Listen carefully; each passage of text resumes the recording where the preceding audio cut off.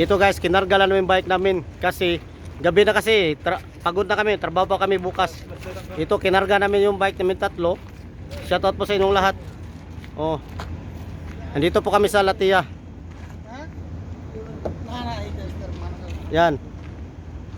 Medyo napapagod na din kami kasi humid kasi mainit din. Shoutout pala sa mga lahat ng mga bikers diyan. Pasensya na, kinarga lang namin. Dito kami sa Latia. Oh. Shoutout. Oh.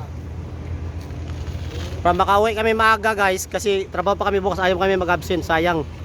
Oh. Ito sasakay na kami dito. Yan ang sasakyan namin. Kasi nagabi na. Yan.